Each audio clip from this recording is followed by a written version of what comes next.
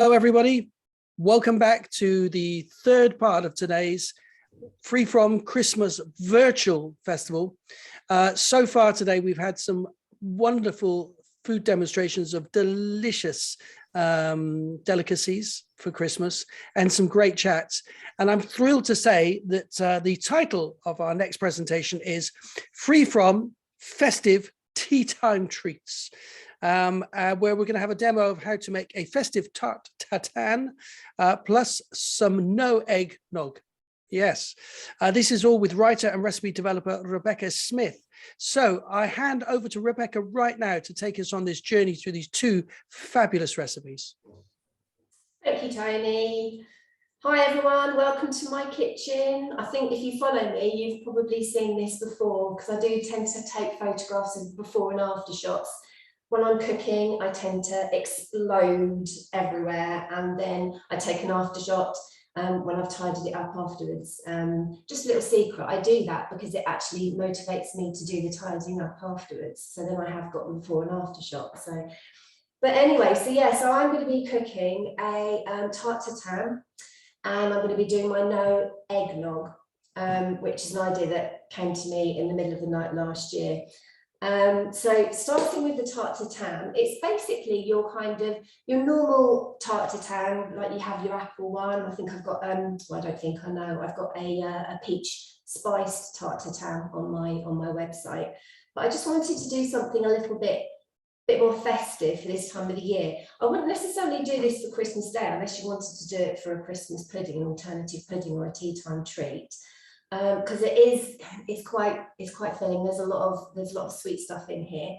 I have tried to bring down the sugar content, but I think I failed dismally on this one. But I thought this would be quite a nice thing to maybe have on Christmas Eve or something. Like Ali was saying earlier on, maybe with a nice glass of mulled wine or something like that. So let's get straight into it. I'm going to roll my sleeves up. That means I mean business. So I've got my skillet pan here. So this is a really useful pan to have in the kitchen. Mum bought this for me for Christmas last year, actually.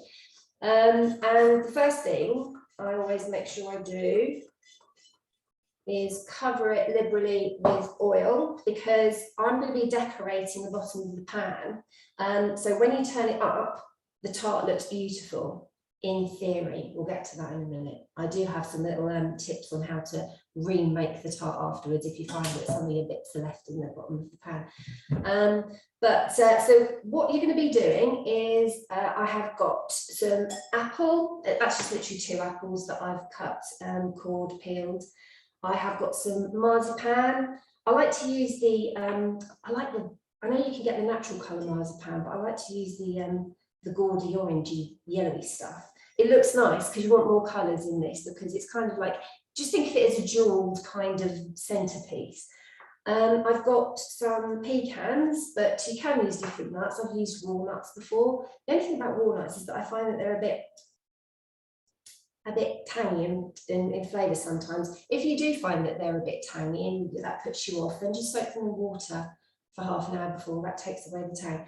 I've got some glacé cherries. Again, I've gone for the vibrant, in-your-face, artificial-looking glacé cherries, but that's again because I wanted to, nice little pretty pattern. And then this is the kind of the secret ingredient, not so secret. It's mincemeat. Now, obviously, with a Tart Tatin, you normally start with sugar and butter, and then you melt that. You create your caramel. You place in your apples or your fruit, or your pears or your peaches or whatever you're going to use. Then you put on your pastry, whack it in the oven, and then invert it. But with this, there's none of that faffing about. So basically what I do is I dollop some spoons of the mincemeat over my pretty pattern, and then that kind of melts and oozes and is all gooey and luscious, and it all kind of like melts, and the marzipan melts. And that creates your caramelly kind of top on the bottom when you do it like this. So I'm going to start making it look really pretty. I wish I had a camera that went down so that you can see how that looks. But what I'll do is I'll try and tip it up so that you can see it. So basically, what I'm doing here is I'm creating a pretty little pattern with my apples. Because I've done this all in advance, I soaked my apples in lemon juice, so they didn't go brown. I say they didn't go brown, they've gone a little bit brown, but never mind. And this, I mean, you can have fun with this. The kids can help you with this as well, making pretty patterns. It's all very geometric, very pleasing to the eye, kind of thing I like to do. I'm going to cough.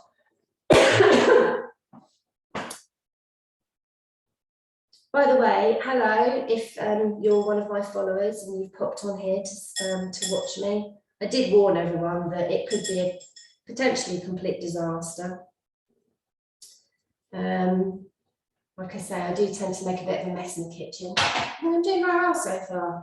And look, I had it all set out, all these lovely little dishes and things. I feel like D.V. Smith or something. So I don't know if you can see that, but so far, oh yeah, you can see that. Pretty pattern. I'm quite pleased with that. It won't look like that when I turn it out. It'll all be stuck in the bottom, just you wait. So now in the recipe, I think I was being very fussy, and I basically rolled loads of little balls and put the balls in. But I'm going to amend this because I have since realised that if you just pinch the marzipan and plonk it all over the place willy-nilly, it melts better. I think if you rolled, because I rolled it into tight little balls, it didn't kind of like spread and ooze. So I do actually have, if anyone's interested, I don't know whether you could use it in this, I've not tried. I do actually have a nut-free marzipan on my website. If you go and find my mini Christmas cakes, which incidentally I sent into the Chris Moyle show.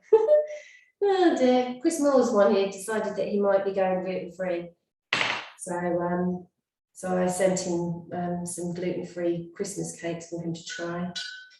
I don't know whether he did. That was my 15 minutes of fame on Chris Moore's Radio X. Right, so I've kind of put so many apples in here that I've not left a lot of room for my pecans. Little tip, I'm putting the pecans so that you've got they look like brains. So you've got the brain bit, not that bit, not the flat side, so that bit is down, because then you're going to get the nice rounded edge on the top. You have to think in reverse. It's like an upside down cake. So, oh God. If you love marzipan, you're going to love this. I could just smell loads of marzipan now, wafting. So just filling in the gaps. Might as well use all of the nuts that I brought out. You could use almonds as well. I know I said you could use walnuts, but you could use almonds. You know, they're like the whole blanched almonds. And then it's a case of just dotting around your glacé cherries, which are really sticky, sticking to my fingers. Now, if you wanted to do a reduced sugar version, then don't like this. No, if you wanted to do a reduced sugar version, you could, I don't know about marzipan, I suppose you can make your own marzipan, and you could use fresh cherries, and I don't know, if you make your own mincemeat, I suppose you could do it. I mean, what's the mincemeat got in it? Loads of sugar. Anyway, so I suppose you could. What I've done in the base, in the pastry that you put on the top of the Tart Tatin, I have actually used coconut sugar. That was my feeble attempt at trying to do reduced sugar for this. But that is your bottom, which is going to be your top. So that's quite pretty. I'm quite happy with that. So I'm just going to move that over to the side now. And now I make the tart. So I have got, that's 170 grams of plain flour. I always use Bob's flour, unless I've been super efficient and I've gone onto Vicky's website and I've got some of her free from fairy flour, which is awesome. Way better for you than this stuff. it's got its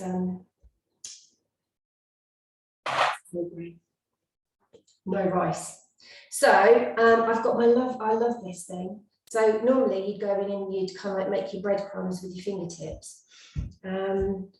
But I love using this. It's a pastry cutter or a pastry blender. You literally just keep, you can take out a lot of aggression in this. I've got a lot of pent-up aggression at the moment. Oh my life. I've had an interesting 24 hours. So my website went down yesterday, which was interesting. First time it's ever done that, which was a very scary. Your life's work is on that blooming website. And then it suddenly went down, and all I could see was an unhappy cloud in the place where my website used to be. So that was yesterday, trying to spend hours trying to get that back up and running. And then, what Margarita doesn't know, Tony, is that last night, my husband was in Manchester for an award ceremony. And we live in Bedford, so we're like miles away from Manchester. And he fell over, he slipped over outside the hotel, banged his head, and ended up in hospital. So I was up at 1 o'clock this morning, worrying about that. Couldn't get to him, had to be here with the kids, obviously. So at 6 o'clock this morning, I was driving to Milton Keynes train station to go and pick my husband up. He had made it back in one piece. Such is my life. So, right, what I've just put in there is 1 tablespoon of flaxseed and 1 teaspoon of psyllium husk. For those that don't know what psyllium husk is, it's an amazing thing that binds everything together. It is the gluten that doesn't exist in gluten-free foods. So a lot of people use xanthan gum. However, people are finding that they are reacting the same way to xanthan gum than they would to gluten. It's giving them, similar symptoms. But symptom-wise, it would be a symptom thing. It wouldn't be a long-term detrimental effect for the xanthan gum, but it's like an intolerance. So, and it adds an extra dimension of fibre for you there as well, so that's good. So we've got the 100 grams of the flour. What else did I put in there? The butter. I didn't tell you how much that was. Butter. So that's 80 grams. Incidentally, I'm dairy-free and egg-free. So the butter is, I always go for Flora the pure blocks. They're awesome. Can't speak more highly of them. So that's the breadcrumb mixture. Then I'm adding in some ground almonds. Again, if you wanted to make this nut-free, you could just sub the almonds for a bit more flour. So the almonds, how much is that? I'm looking at my little list down here, 30 grams, just 30 grams of ground almonds.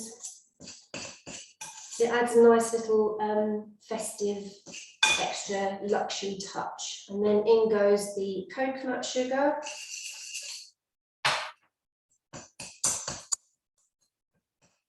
Using my trusty butter knife that I got from my gran.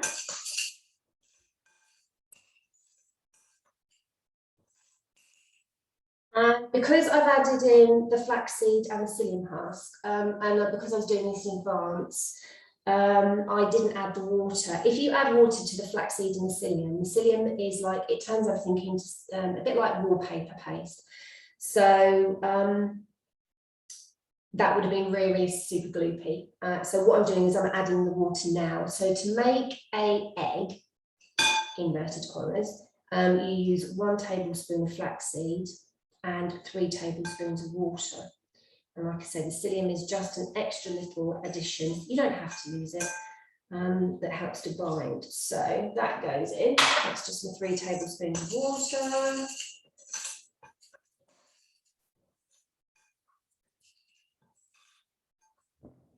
is where it's good that I'm doing this demo, because I want to show to you how this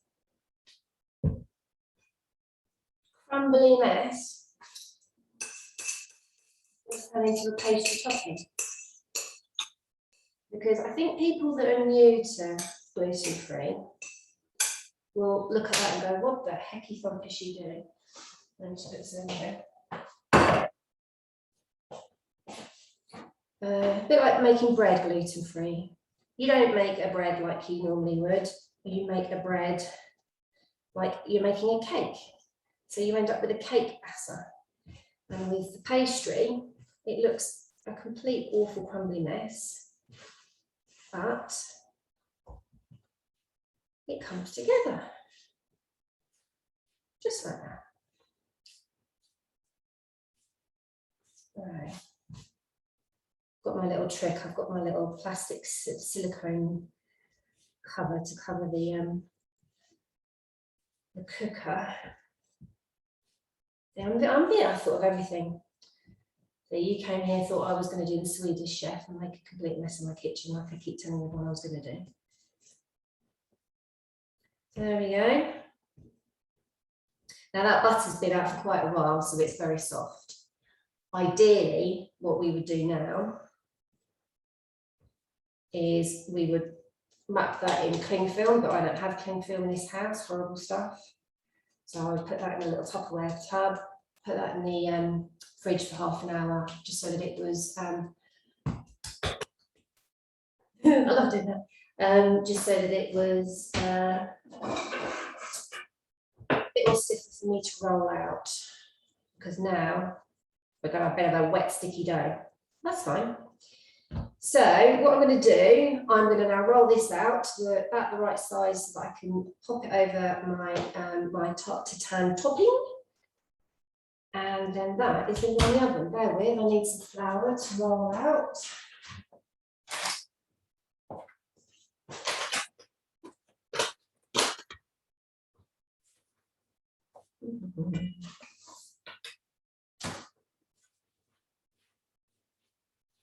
I'm being very good. I've not made too much of a mess at all.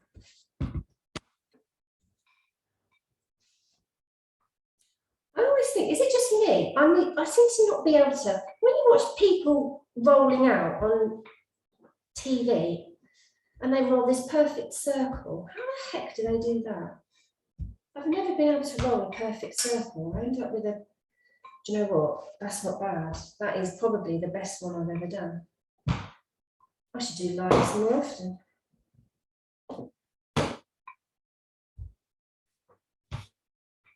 Right, I think that is probably about the right size. So ideally what you want to do, you place it over the top and then you just tuck it in. I've not put the mincemeat in. Good job I remember that. That wouldn't have had any caramelly effect at all.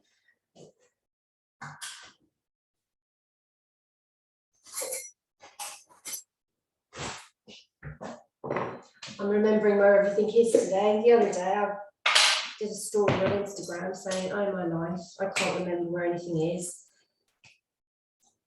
I'm getting to that stage in life where my brain is going foggy. I couldn't find the teaspoons, I couldn't find my tea towels, forget what the kids are called, started calling them by the dogs' names. Honestly. Now this is about 150 grams worth of mincemeat, sort of, kind of, maybe. But what you want to do is just dollop it around evenly, so when it melts and oozes, it's going to cover the whole of the tart. And I'm doing this after I've added the fruit, rather than before, because that's going to really caramelise. So we don't want that then completely sticking to the pan and creating utter chaos when you're trying to get it out. So, do my little rolling pin trick. fat in there. Tuck the sides down.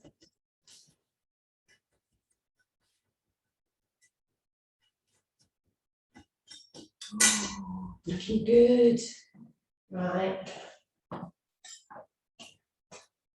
Keep disappearing. So I'm just going to make a couple of holes in the top because there's lots of air in there. I've just basically dumped a bit of pastry dough on top of lots of undulation, and there's going to be lots of little pockets of air. So the last thing we want is for the top to blow off. So I've made little insertions there so that the air steam can get out. So that is the Tart Tatin, and that is now going in a preheated oven. So the oven is preheated to, I've got a fan, so that's 170. How did that get over there? So that's 190 normal centigrade, 375 Fahrenheit, and gas mark 5. This is where, ta-da! How clever is that? Kind of clean. So while that's cooking, I can crack on with my no-eggnog. So no-eggnog. I've never actually tried eggnog before, but the basis is that it's cream, brandy, and egg yolk. I don't believe there's egg white in there as well. So it's kind of like got everything in it that that I can't have and lots of people can't have. And I've never had it before, but I saw an advert for it, or it was on in a film, a Christmas film probably actually, and I was like, I've never had that, I want that now. And I'm kind of the sort of person that has maybe never had something, but because they can't have it now, they want it. So I was like, I'm gonna see if I can make that. And I have it on good authority from people that can have eggnog, that it does taste very good. So this is the finished result. Lovely bottle of eggnog, and that is where we're going to go. So the first thing you need to do is make a condensed milk, a vegan condensed milk. Now you can buy vegan condensed milk, or I'm going to get that out to show you.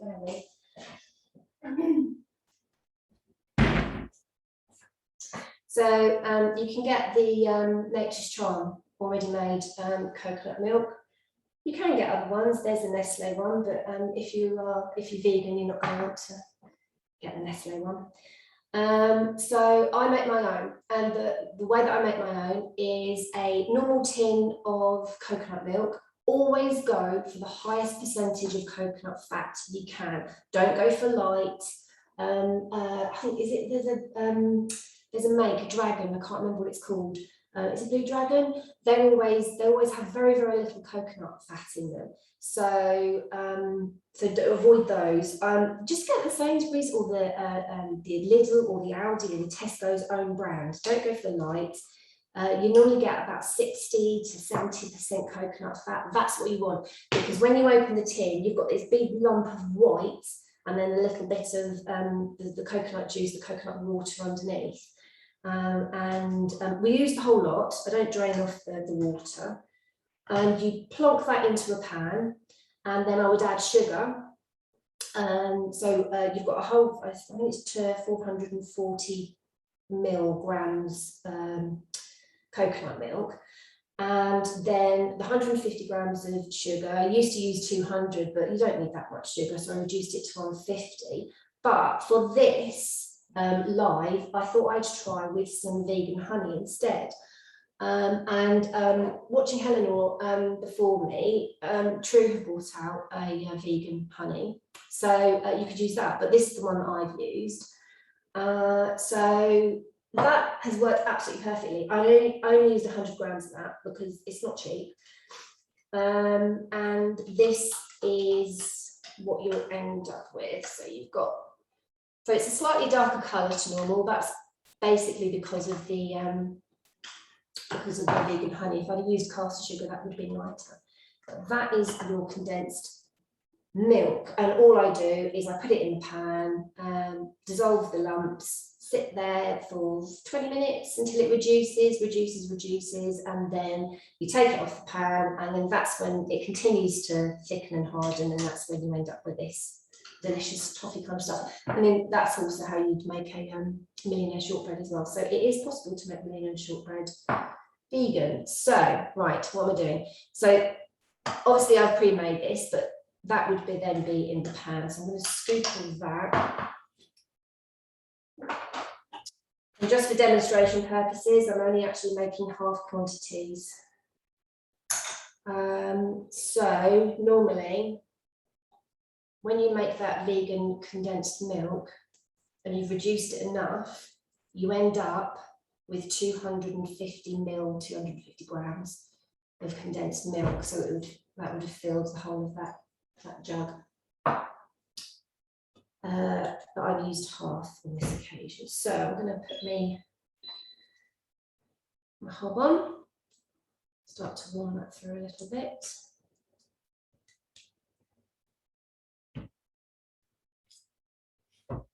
Oh, that already smells nice. Right, so let's bring in the rest of the ingredients. So, let me turn off.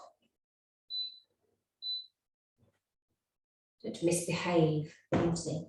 So, I use soy milk, but you can use other dairy-free milks. You could use coconut milk. You are going to get a kind of I mean, obviously you've got coconut in the condensed milk.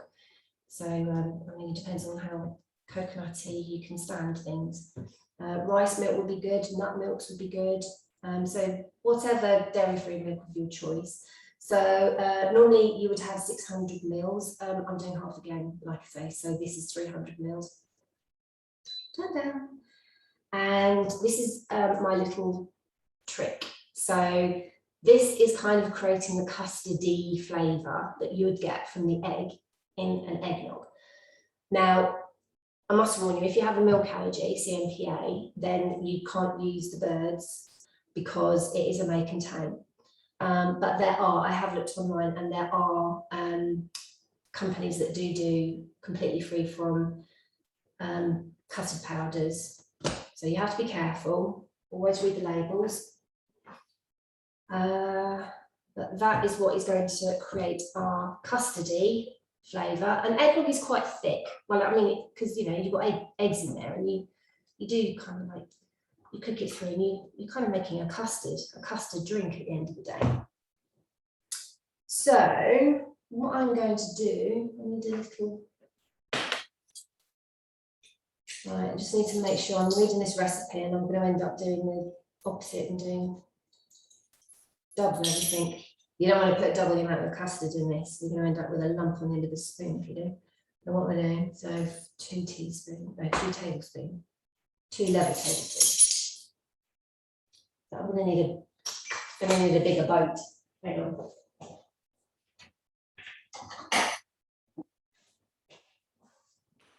Right. So what I'm doing first is I'm creating a paste, because if I just chuck the powder into the saucepan, I'm going to end up with lumps. I'm never going to get them out. So, and I'm going to add a splash of my soy milk. Make that into a paste. So,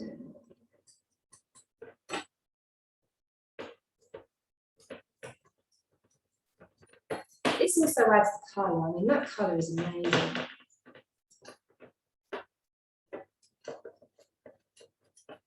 My mum made me some soy custard the other day. Was it last week or the weekend before we went over and we had apple crumble? She knows that's my favourite.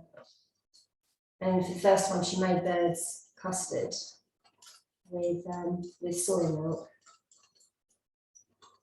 She just made it for me, but I reckon everyone could have had it. I don't think you can tell the difference. So what I've done there, like I say, I have made the paste. I need to turn that right down now. I'm going to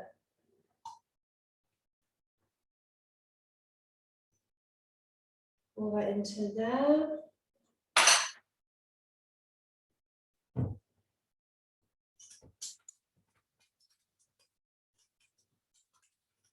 Now I have got my raw custard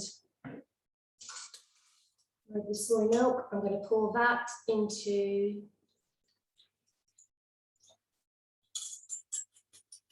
the vegan condensed milk.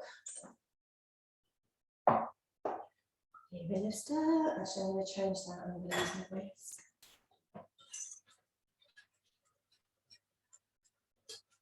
Now I can add, what did I do? I can add my nutmeg. Now, nutmeg packs a punch. So, for the large full recipe, which actually makes a whole, oh, a bit close, a whole one of those, you'd use a teaspoon, but I'm only using half a teaspoon because I've cut the recipe in half. You can use less. And if you're going to do it, go big. I mean, that, oh, bit cliche, they always say it, don't they, that smell-o-vision, that smells absolutely amazing. So I'm going to whack the heat up a little bit. Now, what you don't want to do, we're not making a custard here, we don't want super thick mixture. We want it to just start to thicken, and then when it starts to thicken, it starts to go a little bit richer in colour. A little bit more yellow, golden. Now on the side here, I've got my brandy. Brandy is the traditional spirit that you add to an eggnog. But you can use rum or whiskey. Depending on your tolerances.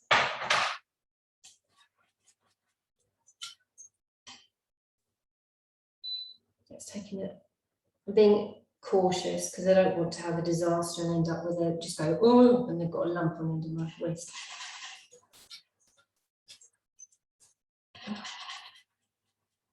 How's my tart doing?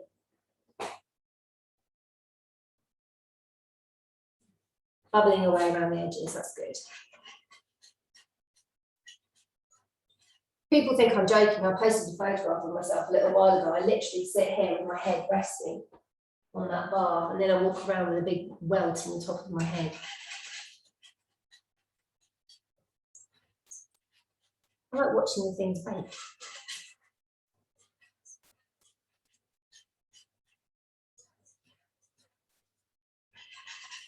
While I'm doing this, a little bit about me if you don't know who I am and where I'm coming from. So Glutarama is, it was actually, well, I wouldn't tell my sister this, but she came up with a name, but I came up with a name, but no, she came up with it. We decided that gluten-free and the fact that I got my mojo, started to get my mojo back when my daughter was diagnosed with celiac disease at the age of 5. That was a long time ago, she's 17 now. And when my mojo came back, I started to do recipes, and I already had a blog, and I started to create recipes on my blog. And people were more interested in the recipes than the rubbish that I was talking about each day. And I'm going to take off the heater. And my sister said, it's like, life's a drama, but the gluten-free isn't. I was like, oh, it's like, that's the strap line.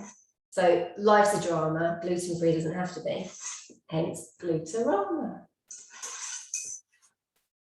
And as the past 24 hours I've beautifully demonstrated, life is a drama, but the recipes that I produce and develop are always simple. You've always got ingredients that you can source locally, easily at a supermarket. You don't have to climb a mountain. a special herb. Because the idea is that if you've got a life where you've got so much going on, you know, you've got children who have additional needs, because Bethany, my daughter, she's not just celiac, she's type 1 diabetic. So she was insulin dependent. And then she was later on diagnosed with autism. And my son, he is 15 and he was diagnosed first with autism and ADHD. So you've got it all on your plate, girl. So the last thing you want to do is faffing about with lots of complicated recipes. So I'm going to whack in the brandy now. Oh, God, that smells so good. Oh. I'll tell you what, I'm going to be drinking copious amounts of this tonight. Thank you very much. I learned it. So what I've got now, get my ladle.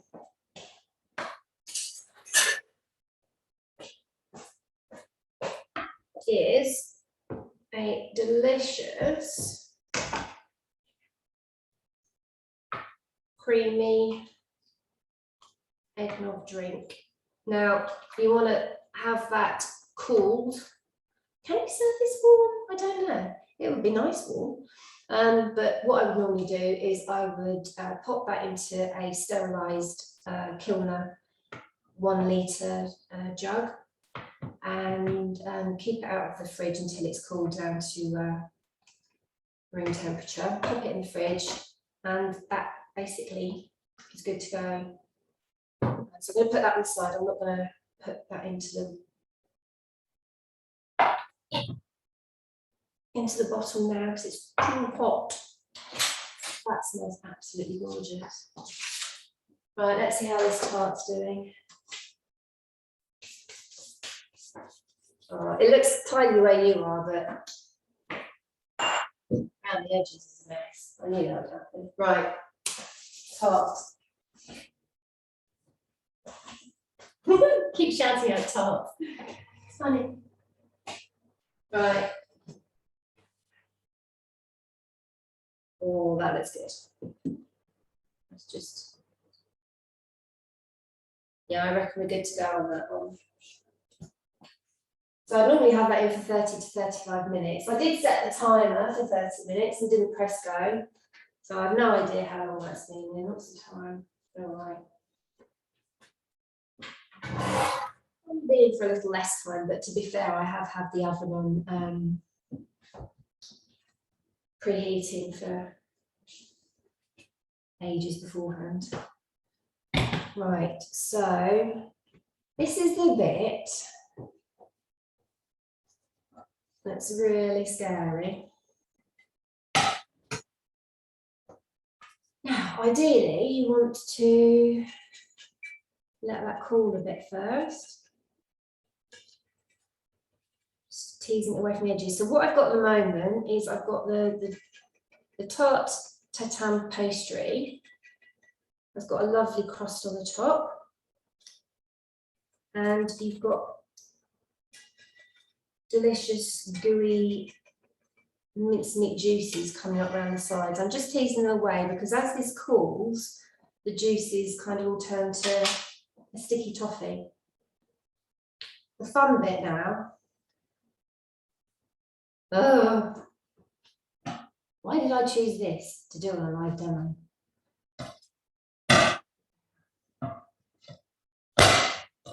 So let's go for it.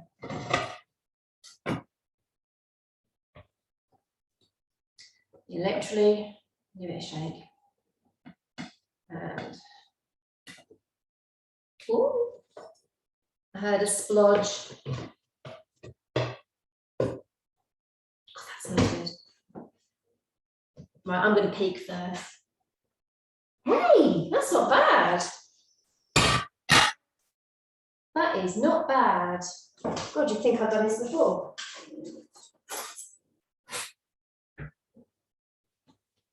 So there's going to be a bit of a rearrangement necessary. The geometric pattern has gone out the window a little bit. All that marzipan is melting and oozing into all the cracks and crevices. Oh, by the way, I used Granny Smith apples. If you choose an apple that is quite fluffy, like a red apple, the apple is going to break up really easily, or a cooker. You don't want to use a cooker for this. So you want to use a hard fleshed apple so that it retains its shape. I'm going to move that out of the way because I'm going to burn myself in that one.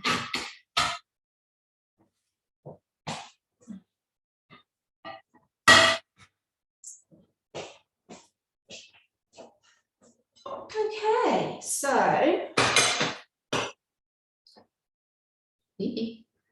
that is the finished Tart Tatin. And I'm going to try and grab a slice. This is my eggnog.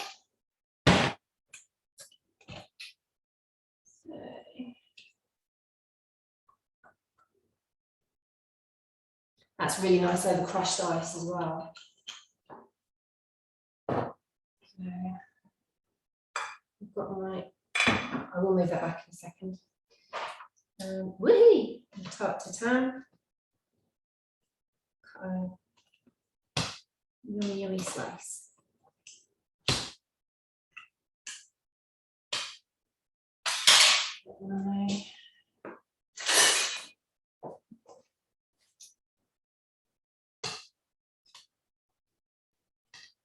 And this is really lovely. Oh, I lost my cherry.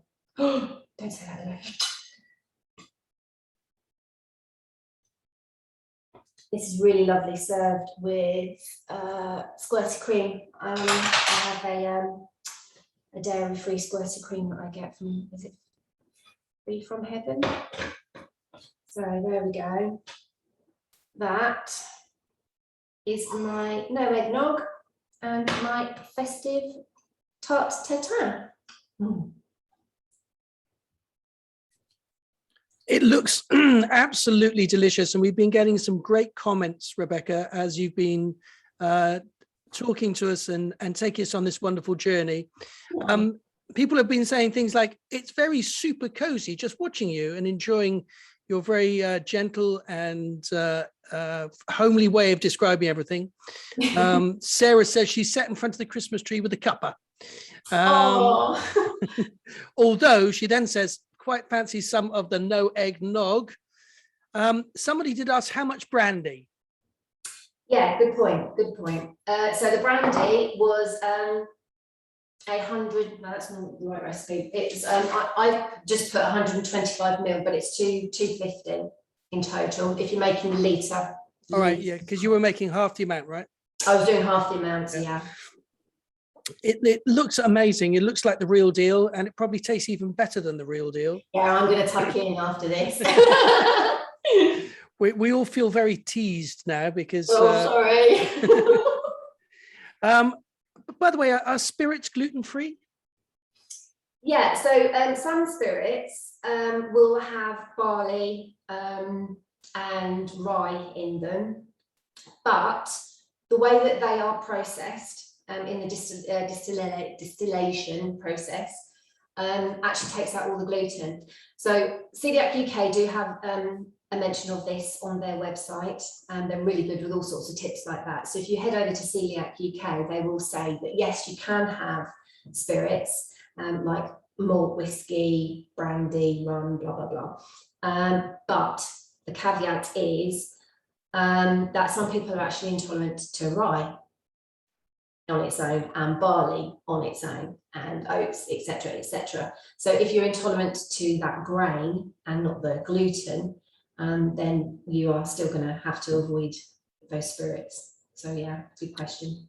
Okay, and talking about the base of the tartan, you put ground blanched almonds as part of it, didn't you? Is that right? Yeah. But if you wanted to make it without that, you said you could put some more flour, or is there anything else that you could add instead? Another good one would be coconut flour. Although if you were going to be adding coconut flour, you might need to add a little bit more water with your flax egg, because coconut flour is very, very thirsty. So I'd avoid things like corn flour, really, really starchy, dry flours, because then you're going to end up with too dry a mix. The idea behind this is that it's kind of like, I mean, a tart tatin is essentially, it's a pie that was dropped on the floor. That's how it originated. So it's a pie lid. So you're basically looking at it's a slightly glorified pastry that's underneath. So you don't want anything that's going to be too hard.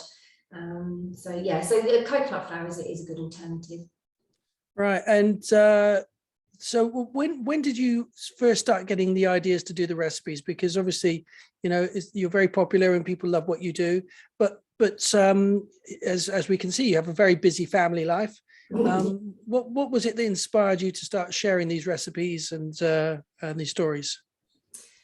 Well, like I say, the blog actually started probably around 2014, when things were really kicking off with family. And I saw a counsellor, and my counsellor said, why don't you just write things down? So I did. I started a blog. And back then, that was when blogs started to come out. That's when, they were like online diaries. So everyone was, coming up with a blog, and, some bloggers like flew into the stratosphere and, propelled to fame. I was just using it as a way of getting what was here off my chest. And like I say, it made me feel better. And the more that I felt better, the more I was starting to bake, because I always baked. Baking is it makes me happy. I mean, you've had comments, saying, oh yeah, you really chilled out. I was absolutely pooping myself before this, but as soon as I'm, baking, I'm just like in my own little world, and I love it. And I just become a different person. So I wanted to pass that on to other people. I want to pass on my energy and my enthusiasm about it, and say, do you know what? If you've been diagnosed with celiac disease, or you found that you're intolerant to anything, there is light at the end of the tunnel. You can make some perfect, amazing things to eat.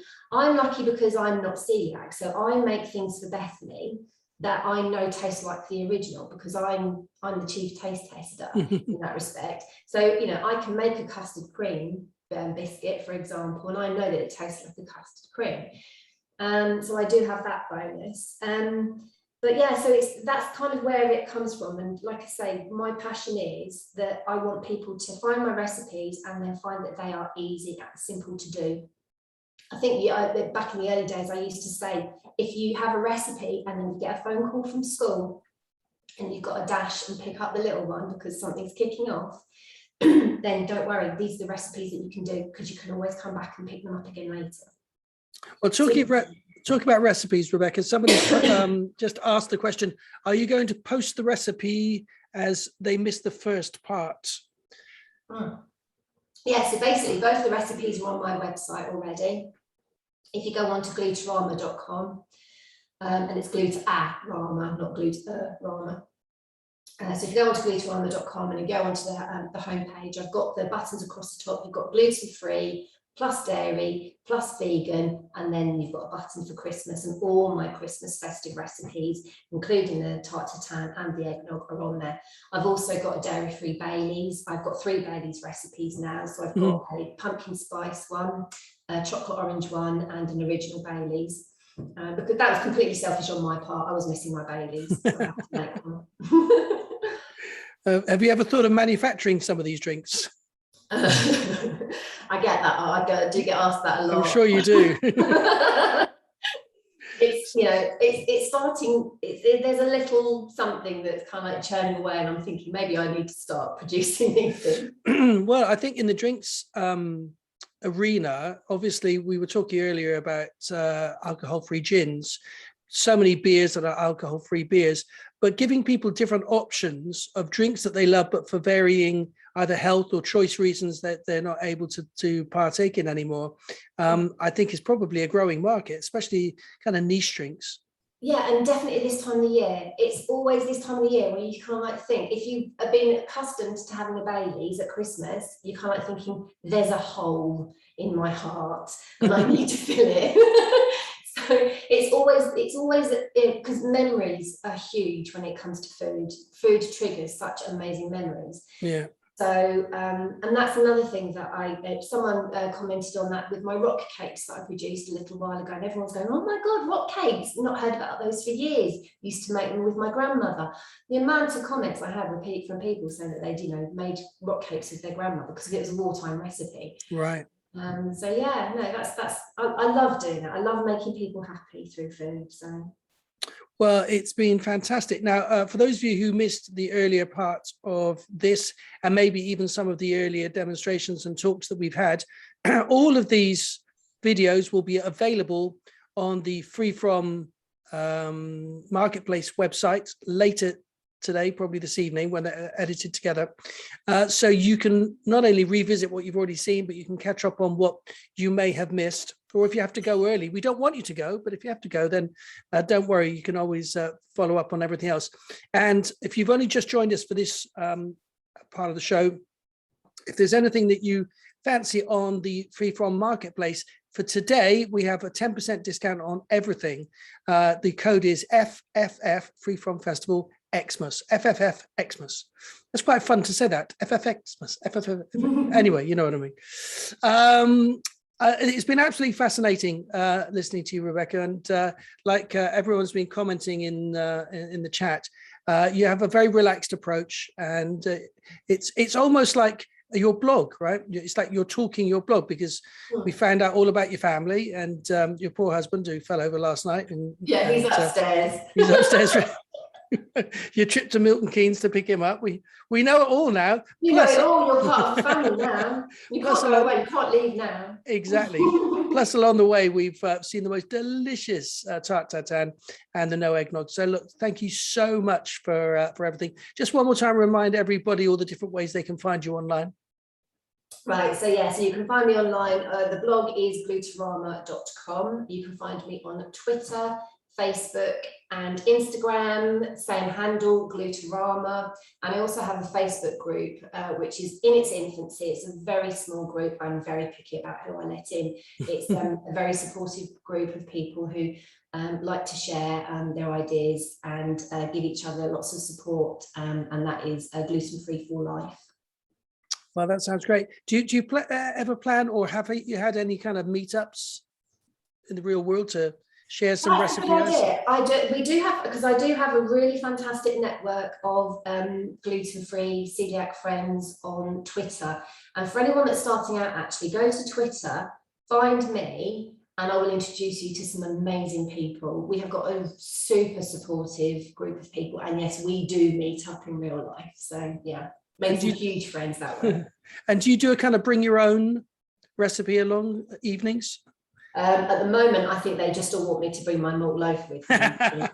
The malt. Oh, we haven't heard about the malt loaf yet. Yeah, there's a gluten-free malt loaf as well. So. Whoa, perfect. All right, Rebecca, thank you so much. Have a fantastic Christmas. And we look forward to seeing and hearing more of you via Free From. Brilliant. Thank you very much. My pleasure. Thank you. So everybody, we are going to take a short break now. We will be back at 2:45 for our final presentation today, which is Christmas gluten-free cook-along with the original Free From Fairy, Vicky Montague herself. So take a short break, have a cup of tea, or go and make yourself some quick no-eggnog, and we will be back in, let's see, just about 15 to 20 minutes time. See you then. Bye.